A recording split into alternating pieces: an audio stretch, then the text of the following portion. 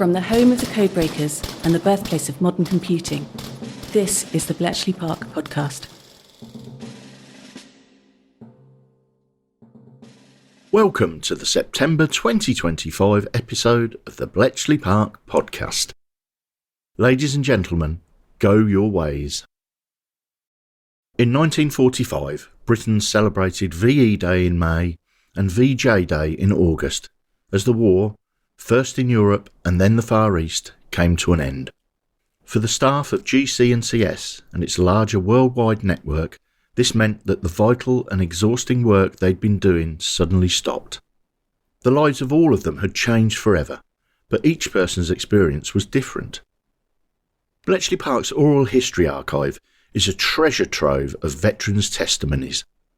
In this It Happened Here episode, we'll be digging into our sound archive to focus on how the workers reacted and what happened to them once peace was declared, in their own words. Our guide through these stories is Bletchley Park's research historian, Dr. David Kenyon.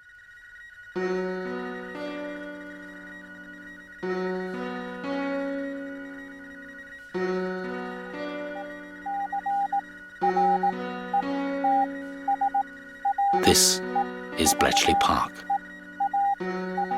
It happened here. David, our previous episode covered the events that led up to VJ Day and the final surrender of Japan and the end of World War II. Now, if we take ourselves back to September 1945, there's going to be a lot of changes to a lot of people's lives. What was the situation for people as the war ended? Well, the general situation in the UK is that something like 5 million people are in uniform or in service jobs. I mean, you have a huge proportion of civilians who are in the war economy. You know, they're working in factories or they're doing other war jobs. So you've got a huge number of both military and civilian people who the government no longer needs them to do what they're currently doing. But the problem is you can't just say, right, everybody go home, because administratively it's much, much more complicated than that. And of course, you have to remember that a great many of the service personnel aren't in the UK anyway. They're all over the world. And each of those people has to be repatriated, so they have to be put on a ship, of which there aren't very many. And their admin has to be done. You have to work out how much they need to be paid. You need to sort their lives out generally. The government does quite a good job in the sense that of the 5 million in the services, 4.3 million have been demobilised by 1947. So that's 18 months after the war's end. But what you sense from the oral history is that while people appreciated that it was a huge job, as individuals, being forced to hang around in uniform once the war had ended was quite frustrating for people. Yeah. You know, the sense that they just wanted to get on with their lives.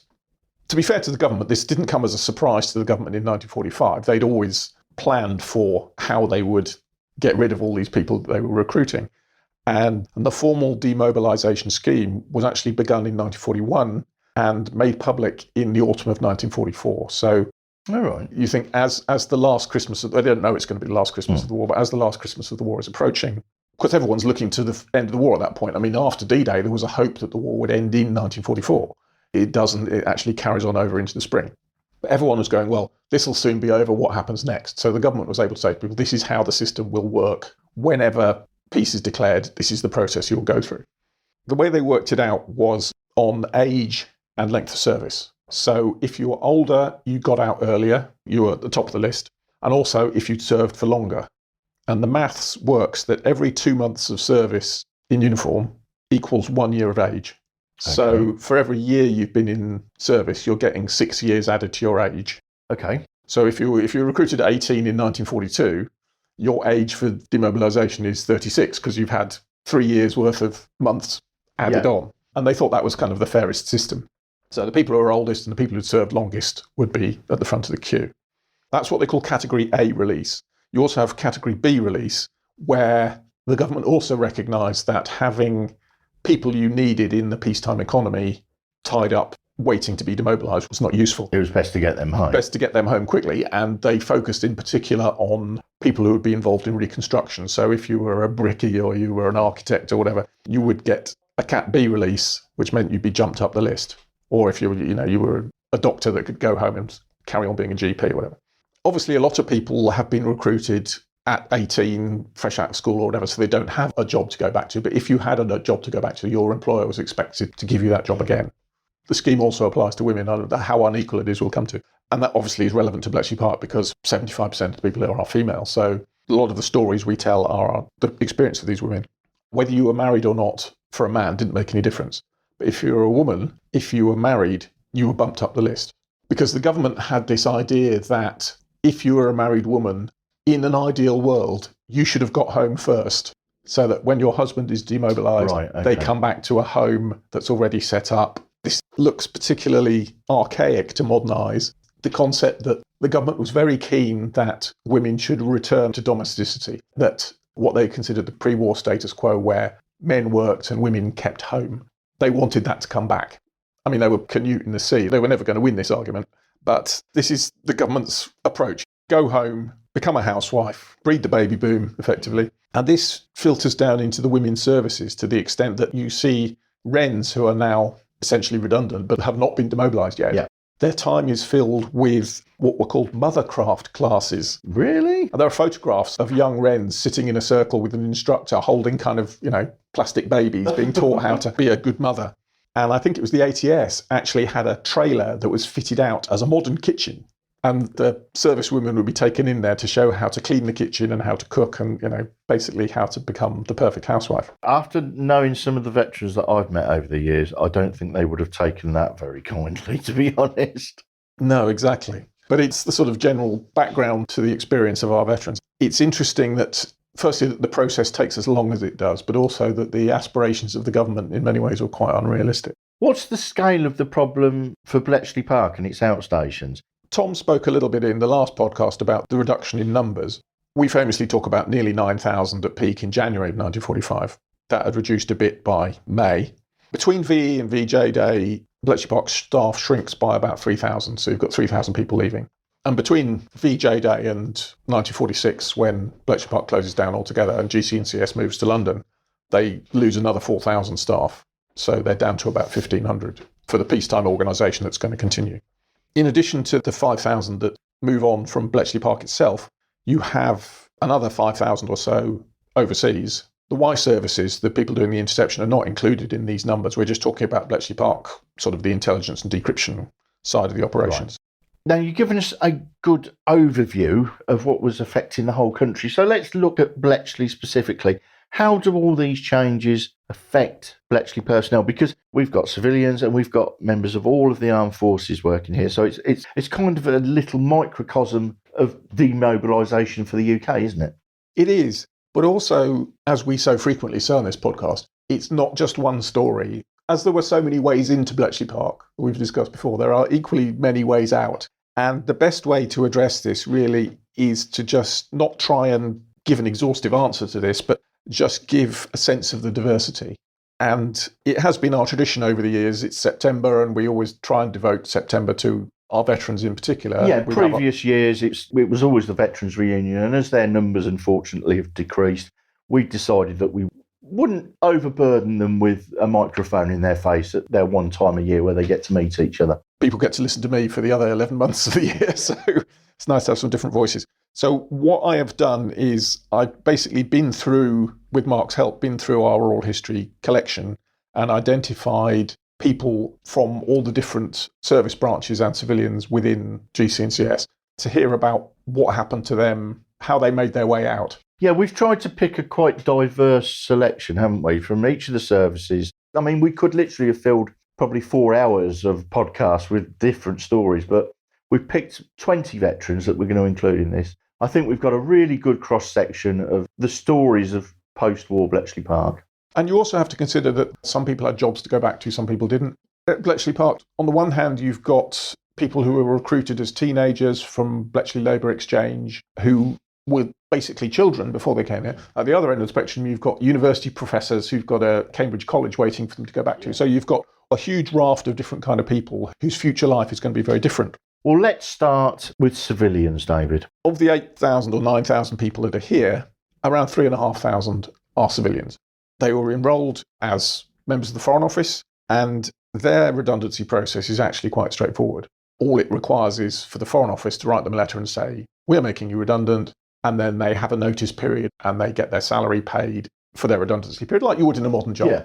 So the process is relatively simple. But what's striking in the veteran testimony is not only was it simple, but on some occasions it was very, very quick and quite surprising. The end of the war is expected by everybody, but it's not expected today. I think we talked about this in the podcast before. It's this sort of hypothetical situation that is going to happen soon, but when it actually happens, people are a little bit taken aback. And they were taken aback even further when they found out they didn't have a job. Our first veteran, Nora Copleston, was a civilian who worked in Hut 6, and she learnt her fate from Nigel de Grey the day after VE Day. What happened was that there was an open-air service of Thanksgiving in front of the mansion, and somebody from the Foreign Office came and told us how wonderful we were and how we won the war, etc., etc. Yeah. And then he said, very dramatically really, "Ladies and gentlemen, go your ways." And we went. And this was in 1945? Immediately, this was the day, this was VE Day, I think, or the day after. So we all streamed down to the station, and some people didn't know. Actually, I'm surprised they didn't wait till VJ Day, because you were still breaking Japanese codes there. Well, we were, but we had nothing whatsoever to do with the Japanese. Another Foreign Office civilian, Miriam Myland, who had worked as a telephone switchboard operator in the mansion at Bletchley Park. I think she starts here when she's 14. She is one of these locals who comes here as a child. She had a very similar experience. When Japan surrendered, he had us all out in front of the mansion. He being? The boss. Right. Had us out, quite a lot of us. And he said, "Your work is finished here now, you can go home." Really? Yeah, just like that. This is, immediately after VJ Day, was it? Yeah. I've read in some of these books that I think it was Dilly Knox's personal assistant. She was the one that stayed on to tie things up, So it was just as sudden as that, just like that. And they wanted to destroy lots of things, but I think Colossus as well they wanted to destroy, but they didn't. They worked it out, And the exchange was certainly destroyed. It's sad because I would love to have seen it when I've gone back, Yeah. Both Nora and Miriam were actually at Bletchley Park to be told their fate in person. We have another veteran, Mary Kenyon, no relation, who also worked in Hut 6, and she wasn't even there to be told. She'd gone home to attend a friend's wedding, and she had a rather surprising return to Bletchley. And Churchill's speech saying the end of the war with Europe was relayed at the wedding breakfast. Then I went back home, and I remained there for the requisite 7 days. It must have been, came back on the right day, and I was just not allowed in the park at all. Nobody told me anything at all. I was barred by the armed guard, and they said, "Your hut has been burnt down." And it had. Or at least it hadn't been burnt down, but all the papers in had, including bits and pieces, I think a handbag or something of mine, but bits that I had left there. But nobody said a word. I do think my friend Minty might have written to me, perhaps they thought I knew. But they'd all gone, and I had to go back to my billet, and I had told poor Mrs. Coppack that we no longer wanted to be there, and I had to pack up. And the real thing cried. It's the first time that I had seen anyone have a dessert spoonful of brandy out of a little bottle. She cried because the children had measles and, she wanted the money. I felt awful about it, but there's nothing I could do. My parents sent her chicken because we had hens and things, and I kept in touch for a little bit, but I have never forgotten her little face with a pink bow on her head crying. And that was the end of Bletchley. These women we've just heard from, it's notable that they all worked on German work as civilians, and that German work did basically stop. There are some civilian staff who are either moved on to Japanese work or are found other roles within the organisation and who do continue. One of the ones that really struck us as curious is Ron Unwin, who had worked at Wadden Hall, where the intercepted traffic was sent on to the fighting fronts. He was a civilian electrical engineer at Wadden Hall. Rather than leaving the army, he finds himself conscripted into the army because a quirk of his age is that he's become liable for conscription as a civilian at a point when conscription is still going on, even though the war is finished. and national service hasn't quite started yet.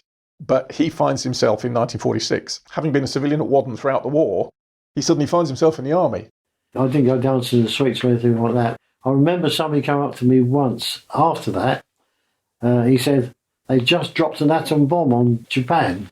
That's the first time I heard about it. And I didn't know what on earth an atom bomb was, nor anybody else did, I suppose. I knew that. But that was after VE Day, obviously. Yeah. But after that, I was called up in October the 10th, 1946. The war was over then. Mm. And if I'd been a bit older, I'd have been put in uniform and then got demobbed straight away after the war. But I had to go in the army, and so I did 2 years of conscripted service, not national service, conscripted service.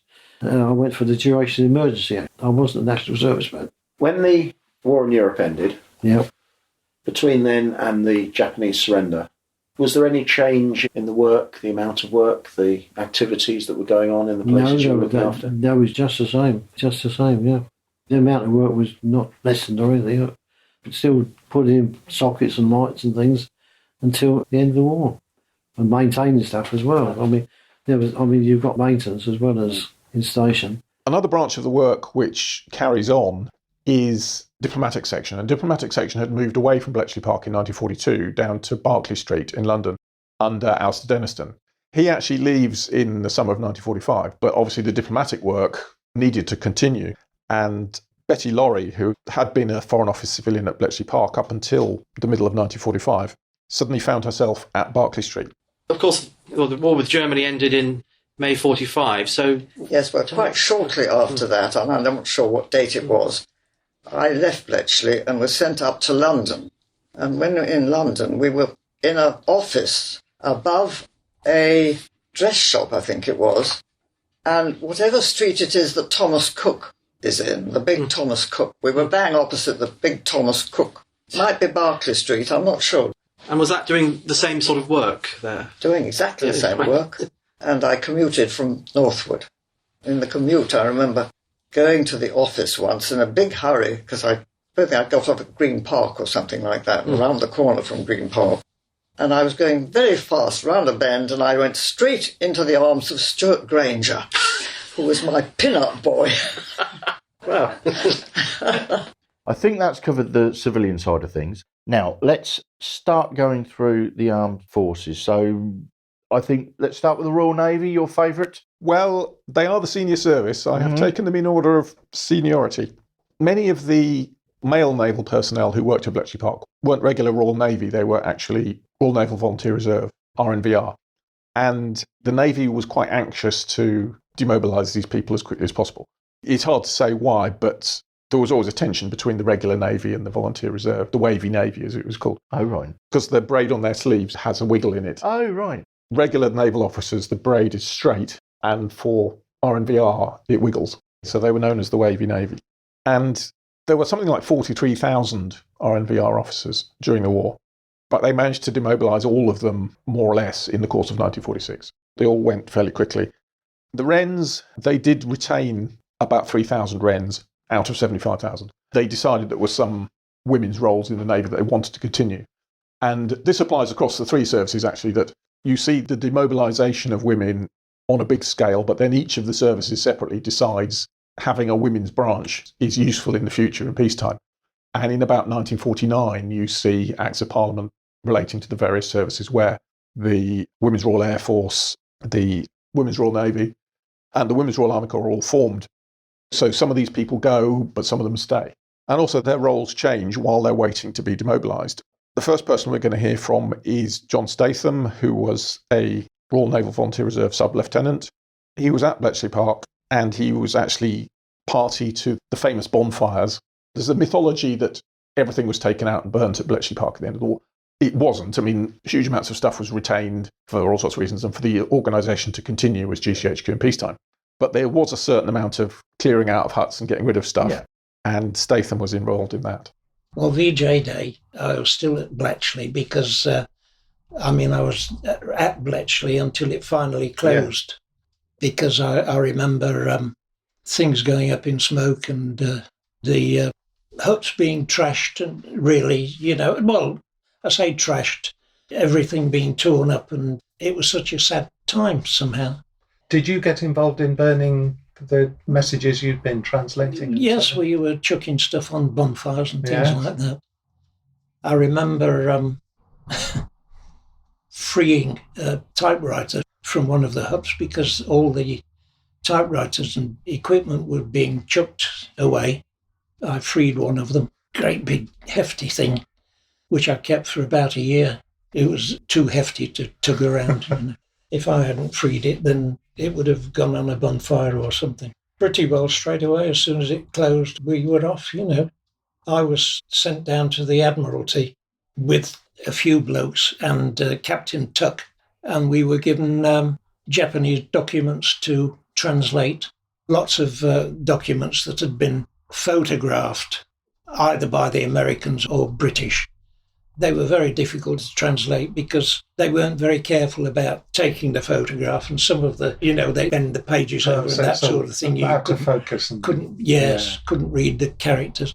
I remember one particularly I had to translate, which was a handbook on river mines for planting in rivers.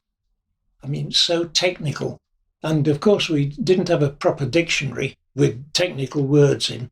We only had Captain Tuck's elderly dictionary, and what we could find in these books, well, of course, they weren't technical at all. I mean, it was just a hopeless task, but we did what we could. We're, of course, familiar with the large number of Wrens who also worked at Bletchley Park. And one of the quite well-known stories of the Wren experience here was the bomb operators who worked on the bombs from 1941 through till 1945. And basically, the moment the bombs stopped turning, they were commissioned to take them to pieces, basically to salvage them for scrap, because they weren't required anymore. GCHQ kept about 50, but the other 150 had to be taken apart and scrapped. There's interesting correspondence because they have all these machines, and GC&CS asks the question, what are we going to do with them?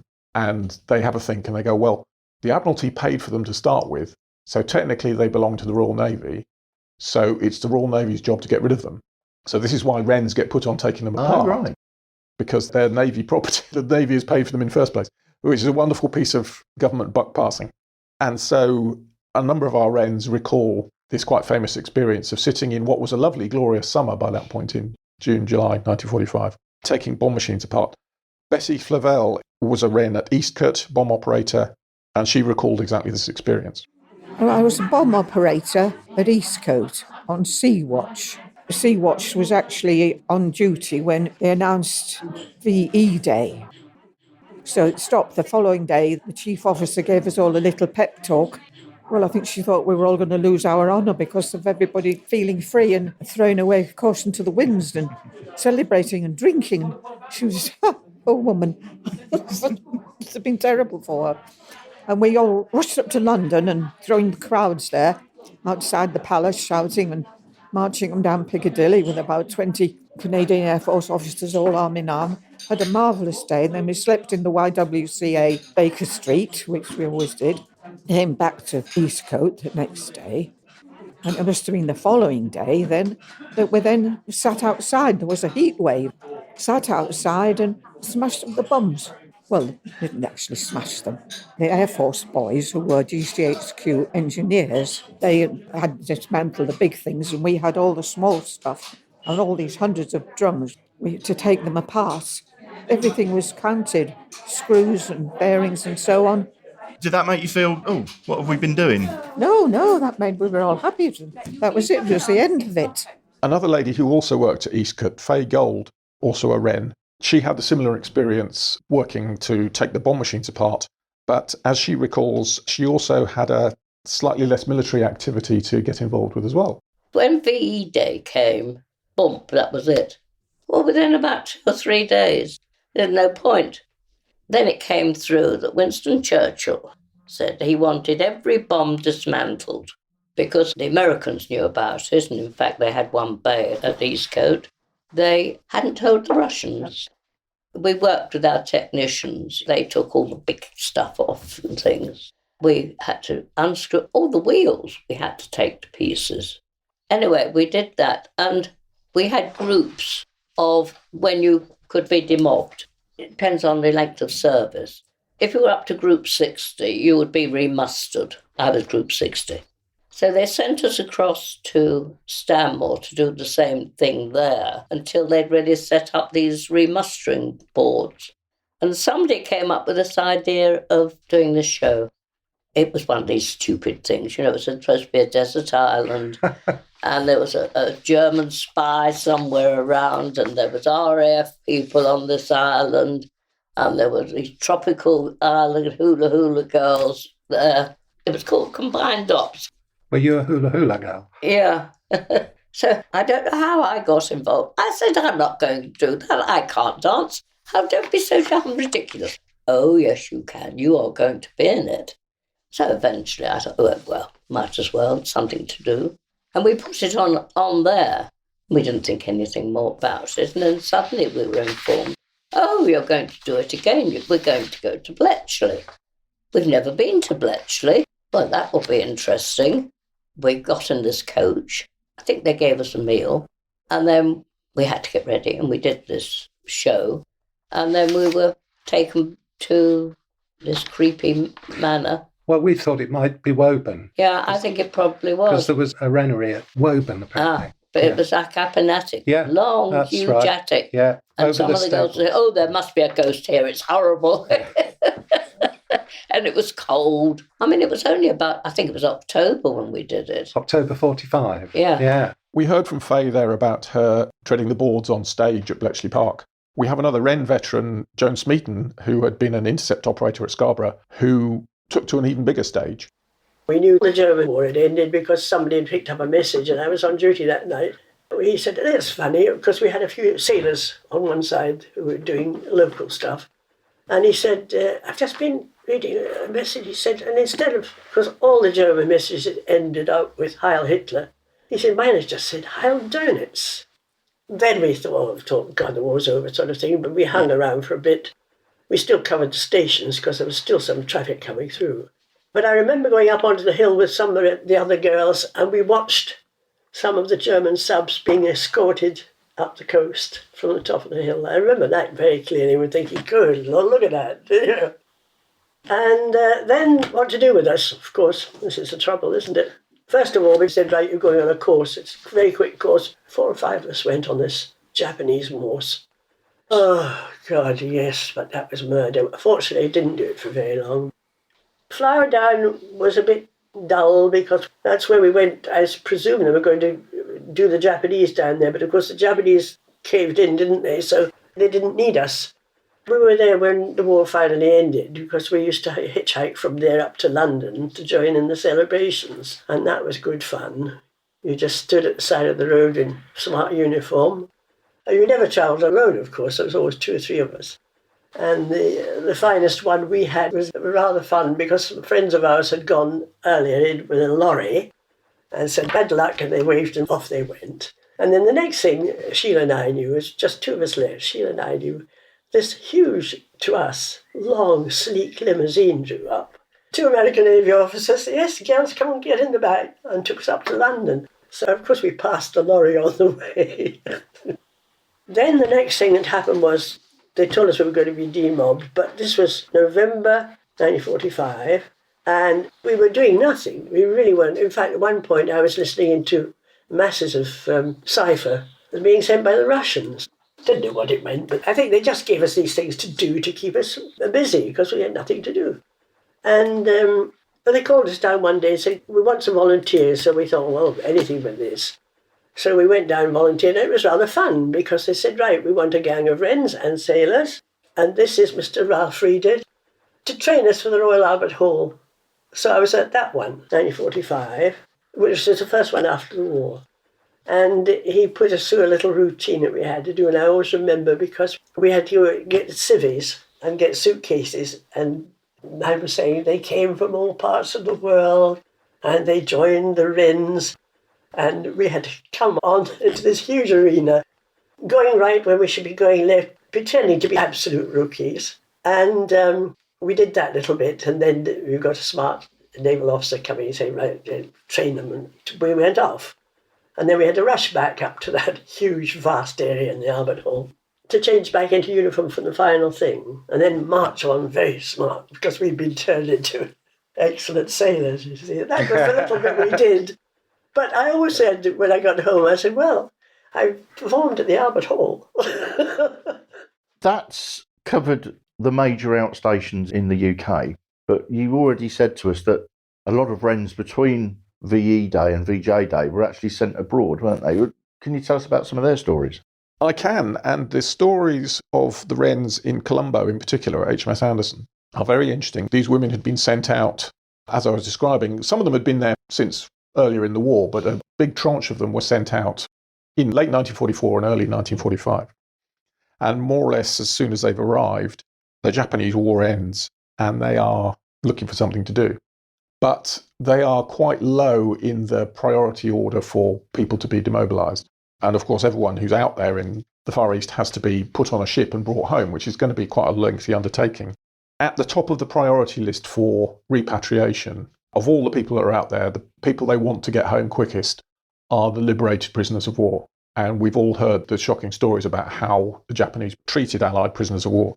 So these poor men were emerging from those camps, and many of them are passing through Colombo on their way back to the UK. Right. And so the Navy took advantage of the fact that they had these women available who didn't have a job really at that point, and they were tasked with meeting the POWs and helping to sort of re-socialise them a bit. And also because they were waiting for ships and they were sitting around, it's like, well, the Wrens were asked to take groups of them out and, you know, help them with a little bit of shopping or... It's kind of reacclimatising them to normal life, isn't it? Because exactly. They've been treated so horrifically, some of them for more than 3 years, and they have no idea what's happened, do they? They don't. We have a number of very moving accounts from different Wrens, and for the Wrens themselves as well, many of whom are only 18, 19, 20 years old.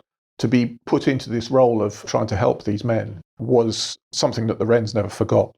Gwen Page, quite a well-known veteran, she's written a couple of books about the Wrens. She described exactly this experience. She had been sent to Colombo and then in July was tasked with helping prisoners of war. And the ships used to call at Colombo, and we Wrens were asked in our off-duty time, would we go down and help receive some of these chaps. So I went down one day and found a group of 5 of them looking rather lost in army uniform, standing outside Echelon Barracks. And I said to them, have you just come off the ship? And they just stared at me, didn't answer, they just kept staring. And I thought, well, what's wrong? And I tried again. I said, have you just come off the ship in the harbour? So one eventually said, yes. And it wasn't until much later when I'd taken them around for a little walk around Colombo and they'd seen people doing normal things that they began to relax. And they told me then that they hadn't spoken because they hadn't believed that I was actually talking to them, because the Japanese had told them that no white woman would ever speak to them again. And they couldn't believe that I was actually talking to them.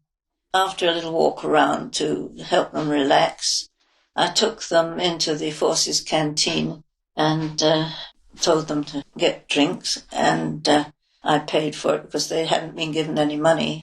Then I was looking around for a table where we could all sit down. It was very crowded, apart from one Wren officer was sitting at a table on her own. So I went up to her and I said, excuse me, ma'am, may we join you on your table? And she said, oh, yes, of course. And so we joined. A bit later on, one of these fellows whispered to me, why do you call her ma'am? So I said, she's an officer. They don't have women officers.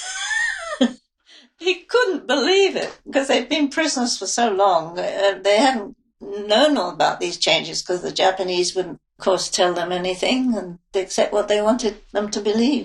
Another Wren, Doris Wilkinson, who had gone out to Colombo in June, so she'd only just arrived, really, had a very similar experience, and she talks about just how harrowing an experience it was. Because they were bringing our prisoners of war, bringing them back through Colombo, and they wanted Wrens there to help the boys, especially, perhaps who were acclimatised to having female company before they got home. So we actually collected 12 men in the morning for really 3 weeks, and we were given a bottle of beer for each man. If he didn't drink his beer, we had to break it so that they weren't allowed to have 2 bottles. And we took them to a special place for their meal. We took them round Colombo. We'd been given money so that they could buy little presents for their loved ones. We saw all the things that now one sees on television while you're having lunch, as to exactly, what a maggot will do to a body when you have got something that can't be gotten rid of in any other way. So this was an entirely different aspect to your work from the intelligence work. We didn't work after VJ Day at all. Yes. We were just asked to, volunteer because the ships will be coming through. We don't know when. And not all the men could leave the ship, of course. They look pretty dreadful. But the one thing that one wanted to do was to help these men. That was harrowing for us because they looked so awful. I think my friend and I cried ourselves to sleep the whole time. We couldn't believe that they could even walk. They looked so awful. When you look at the veteran community for Bletchley Park, for the Navy, we have things like bomb operators and plotters and people working in naval section. A lot of the Army personnel were doing technical communication roles, as well as doing traffic analysis. And this meant that some of these people had technical skills that the military still wanted. Because, for example, wireless interception wasn't something that the government was just going to give up on. The Cold War started more or less straight away. Well, straight away or had already started? The Cold War had already started, I think is a better way to put it. For many of these people, they're finding out that their role has subtly changed. Our first example is Kenneth Nicholson, who was a Y-service intercept operator up in Scotland. What a lot of people don't know is that instructions came to the unit in maybe late 44 or early in 45 that they were to lay off German interception and get onto intercepting the Russian.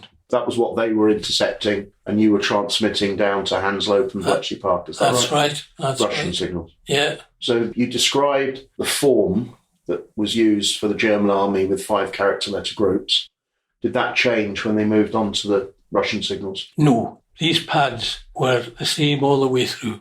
Because they're basically just rectangles that you put the code in. They were all in 99% of them in 5-letter codes. A word was 5 letters. So you carried on as a teleprinter operator there till May 1946. Yeah. Then you could get out because we had signed on for HO, hostilities only, and we could get out after then. And then they just said, well, we're wanting to keep a number of staff going in Middle East and over in the Far East. And they just put a form around asking if anybody wanted to stay on for 6 months. So that's what I did. Another veteran, John Mosley, who had been an intercept operator in Gibraltar, came back to the UK, and he too kept on intercepting after VJ Day. And then in May 1942, I went to Gib and came back in maybe September. I came back because the outfit kept going. Though the war ended on May the 8th, it didn't make any difference. We still carried on. Right. The station, Hanslope, was still carrying on. And in fact, they were monitoring the Russians. Then they gradually closed it down. I went back to Barnet. And I was an operator at Barnet. And as far as I remember, they were all Russian. Not obviously the Germans weren't doing anything. So I spent a few months in Barnet. They gave me the opportunity of staying full time. I think it was Eastcote before Cheltenham. But they gave us an opportunity. 1 or 2 took it, but I opted out. So that later on, I was home on leave, and I had a telegram to say, "Would you please return to unit for demob?" Got my demob suit. There's a number of these oral history interviews where we basically are being told by our veterans that we were already spying on the Russians, who technically were still our allies at the time. Was everyone happy about that? Not just the Russians, also the French, who we just spent 3 years trying to liberate. By no means everyone was happy about this. And Jimmy Thirsk, who's one of our better-known veterans from the Intelligence Corps, who had been doing traffic analysis in Sixter, he's written several memoirs about that, which have been published. He talks about the discontent over targeting our allies. Well, we were really hanging about not doing much at all. And some of them were writing up histories of the section. I was doing some private study, but they wanted us to start reading logs, Russian and French. And a group of us, about 15 of us, said we weren't going to do this. It was a mutiny, really.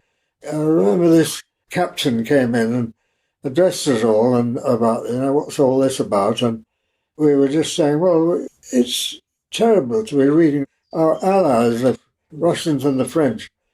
And here we are, the war's just ended. So he just said, well, you're redundant, you see. Well, that would have been fine if we could have gone home. But field security people coming from all over the world, some of them had been abroad for 3 or 4 years, and all being sorted out according to the group number. But group 27, they estimated, would be another 5 or 6 months. So they sorted it all out, and eventually we were pushed over to Germany. And I was allocated a field security section there, which contains really about 10 men. I was stationed at Cleves, and our job was checking barge traffic on the Rhine. All traffic leaving Germany had to be checked to make sure they had the English zone passes and that there had no one on board who wasn't supposed to be there. We didn't have time to search the barges, but usually it was a family on board with children and dogs, cats, even chickens sometimes on these big barges, living quarters, and the rest was full of coal. We just checked their passes, make sure they were all there, and that they had no one on board who wasn't accounted for. But we didn't find anybody. They found the odd one or two, I think, who were deported then and sent to special camps for deportees. But it was a grim job because it was in the winter, November to March, and it was quite cold on the Rhine there. So that's where I ended my army days. We heard from Jimmy Thirsk there about how when he expressed his discontent with doing intercept, he was given a job in Germany. He was sent out to assist with the occupation of Germany. And he's not the only person who had that experience. Rena Stewart, who was in the ATS and had previously worked in Hut 3, also found herself in Germany. When everything, stopped in Bletchley, all the civilians went away, and we had to serve the rest of our time until our demob date came up. And I remember going on embarkation leave, and then some of us went out to Germany to CSDIC, Combined Services Detailed Interrogation Centre, and there we were translating the statements that the prisoners wrote. Best to explain, it was in a spa town, Bad Nandorf, and the baths in accommodation for the patients, as they'd been, was where the prisoners were kept, and officially were not allowed to go in there at all. But I did get to go in there a couple of times. Our unit there consisted of 2 of us doing the translations and a male NCO who did the interrogations. All the male NCOs were German Jewish people who'd been in the Pioneer Corps and all that. And the one who was in our unit, one of the people he was interrogating was claiming to be a double agent. And he was Belgian, actually, this chap. And Sean didn't think he was lying, but he thought he was a fantasist. He just made himself too important. And he recommended that he be released. But Colonel Stevens, in charge of the camp, said, no, returning him to Belgium and stand trial. And the day that Sean had to go and tell him this, he asked me to come with him. He said, otherwise he's going to burst into tears. And it didn't work. He did burst into tears. Rather similarly to the testimony we've heard from army personnel, some of the WAFs also, because they'd been in technical roles beforehand, found themselves carrying on with that work. And Mary Wisby is an example of this. She had been working in air section on Japanese work, but she found herself switching to taking an interest in our allies as well. Eventually, I worked on the order of battle, which was my last job there, until the war was over. And then had to stay behind and work on French naval traffic, translate it for the archive. And everybody else had gone, so it was a very lonely job. I think it took me about 3 months to do this traffic, as far as I can recall. And all the people I worked with had all gone. And then after that was finished, I went to Monk Street, which was the headquarters of RAF intelligence. And then after that, Joe Hooper got me back to Eastcote, and I worked in the Russian department. And I didn't want to go back. I wanted to stay in military intelligence because it was a different sort of work altogether. And I was posted to the Middle East Air Force headquarters in Ismailia in Egypt. And there I stayed for 2 years. And then I had the choice of a permanent commission in the RAF, in the WAF, or a job in NI6. And I chose NI6. Probably not allowed to ask you about that. But was that as a civilian now? Yes. Yeah. I left the Women's Royal Air Force and said no thank you to the commission. Everything we've looked at so far, David, has kind of been the physicality of them leaving, what they did next. But we also need to look at one of the things that's a fundamental thing about our veterans is the fact that they were all told they could never talk about this. Tell us about the secrecy side of things. It's a key feature of innumerable of our veteran accounts and testimonies that we have, that it was drummed into people from day one. You must never speak about this ever, ever, ever. And people are threatened with going in prison or being shot, all sorts of things. So the duty to just walk out the door and never say anything about what you'd done was embedded in everybody. And it must have been very weird because obviously 5 million people have come out of war work. And the first question anyone's going to ask you, the first question an employer is going to ask you is, what did you do during the war? I go, oh, can't talk about that. Or they have to say something very boring like, oh, I was a clerk at the Foreign Office.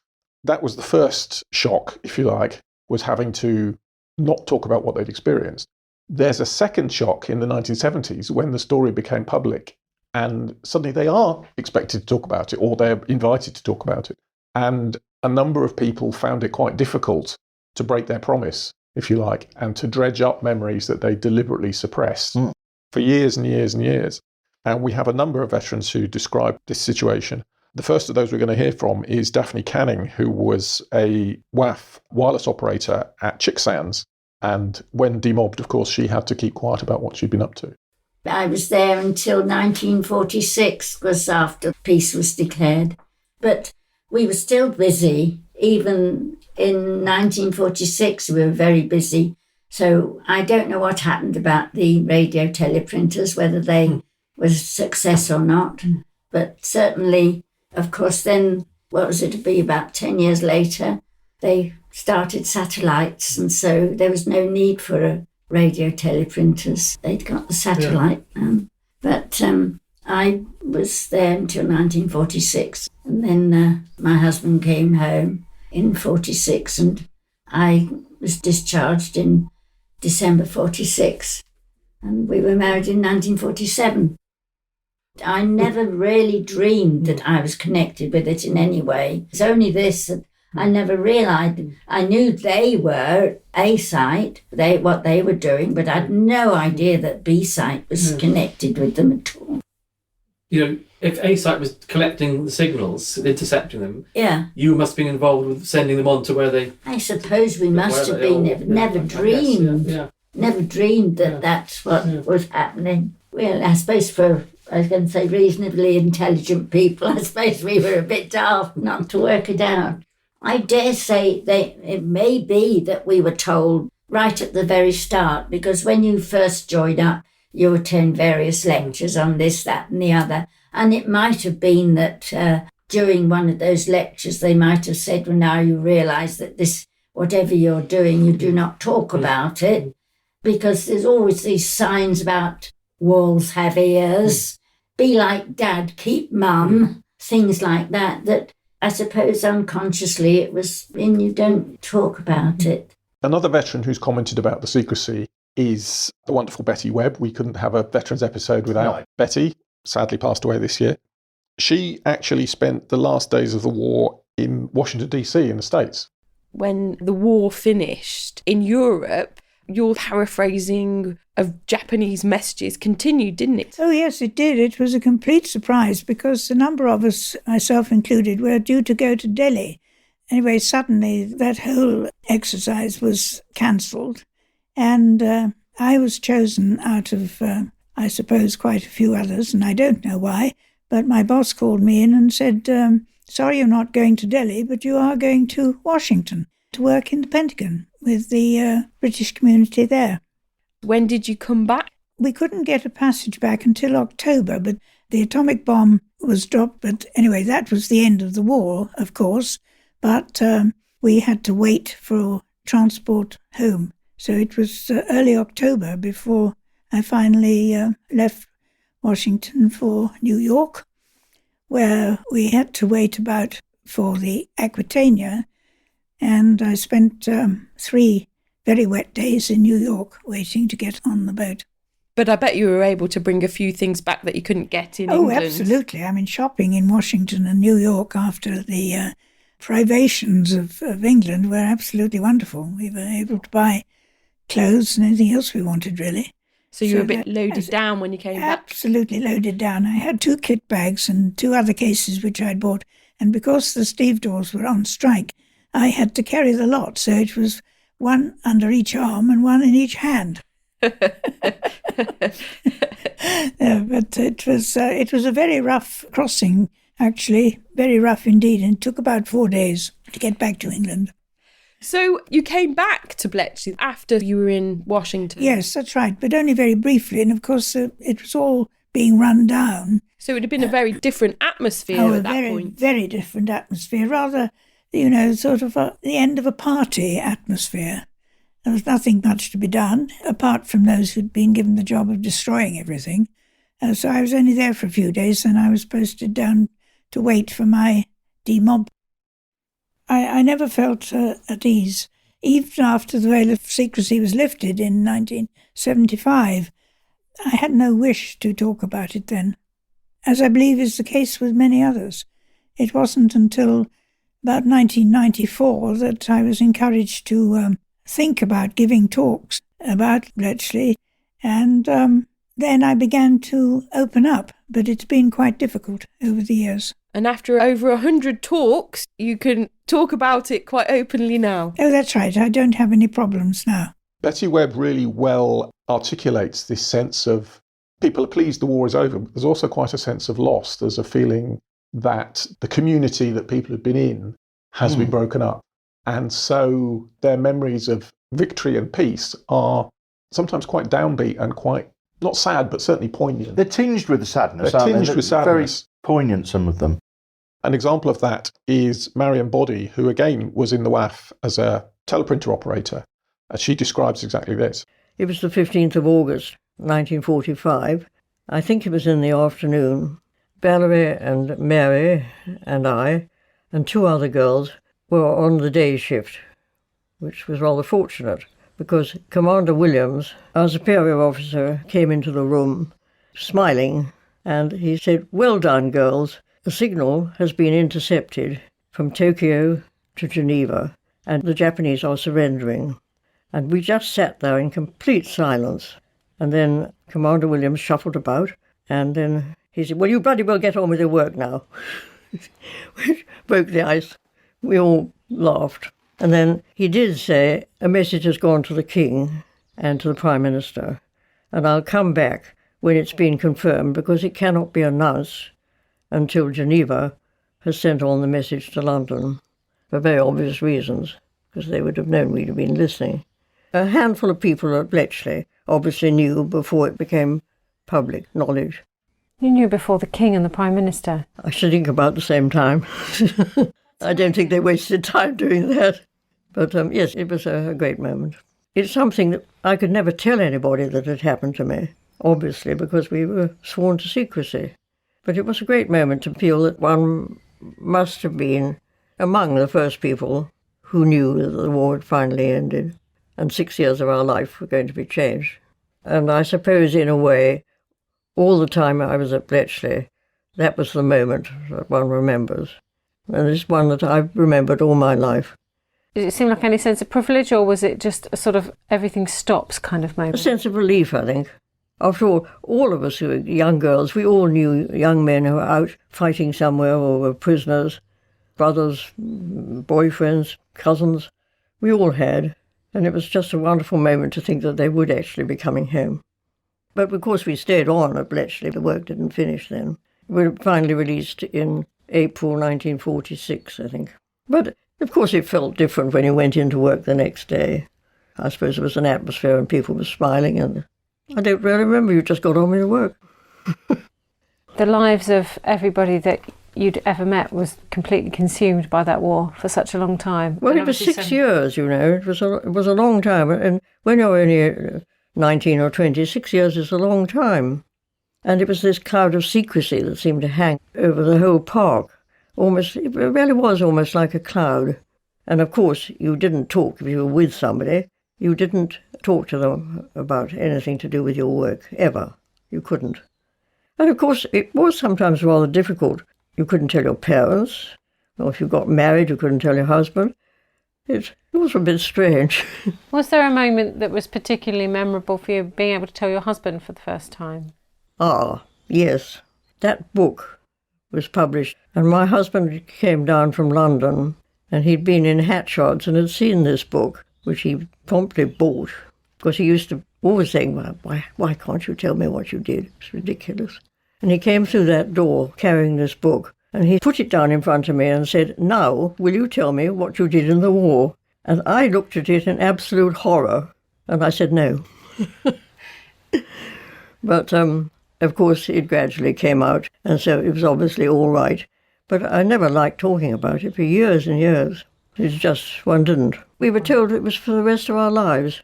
And that was all very well for the girls, but I think for some of the men who weren't in uniform, and their families did sometimes wonder what on earth they were doing tucked away in Buckinghamshire, you know. I think it must have been very hard for them. You know, why aren't you in uniform?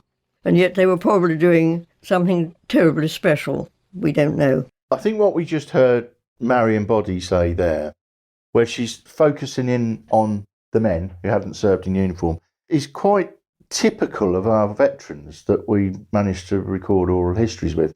There's very few who put themselves first. They quite often are thinking of others, aren't they? They are. Demographically, the people we've been able to record are the younger ones and often the women. And for every voice that we've captured who are able to talk about what they experienced, there are many, many others who literally took the secret to their grave, who passed away before it became public or before we were able to interview them or whatever else. So the voices you're hearing today stand representative of all these other people who did keep the secret to their grave. The other thing that really stands out about their testimony is how little they thought of it until they were invited to talk about it. The humility of our veterans is a distinctive characteristic across all the interviews. They're very reluctant to say, I did this amazing thing, or, you know, I was terribly important. It seems to be the reverse. They go, oh, I just did this little job. It's always either they did a small thing or it's we. It's very rarely I. I think we should finish with Margaret Thomas, another Wren who expressed that perfectly. We were all at the front there. We were taken outside, you know, the big announcement that was going to be made. And they said, oh, the war with Germany is over. Great cheers. And all the German people sort of cheered like anything. But we were on the Japanese one. Our faces drooped a bit, I think. And we toddled off back to work. So it was a bit of a... And where were you working then? At 7 then. 7, yeah. Yes. And there I stayed until... they dropped the atom bombs. Then after that, that was over for us, so that we were demobbed. It had its moments, and it was quite interesting from some points of view. I can remember looking out. I don't think we could see through the window, but thinking, I'm lulling my life away here. I want to go and get on with it and have babies and, you know. So, and actually start your adult life, wasn't it, really? So eventually that's what we did. When was it when you first started speaking about what you'd done? Was it quite late on? Well, oh, yes. There was no one to talk to about it.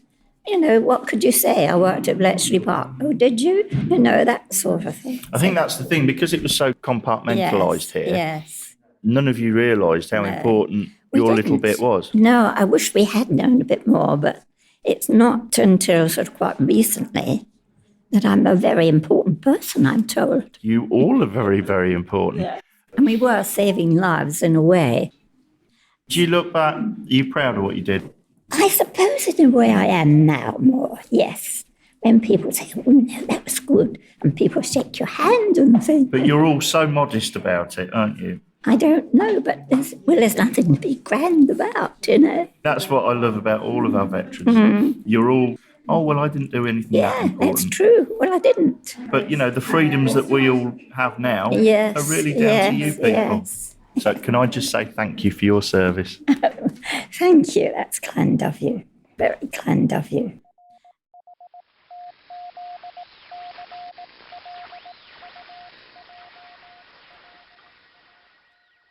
Thanks to the paid and volunteer staff, visitors and veterans who took part in this podcast. To find out more, go to bletchleypark.org.uk. You can follow Bletchley Park on Twitter, Facebook and Instagram. This podcast is produced for the Bletchley Park Trust by MC Fontaine and supported by Audioboom. If you like this podcast, please leave us a review on iTunes.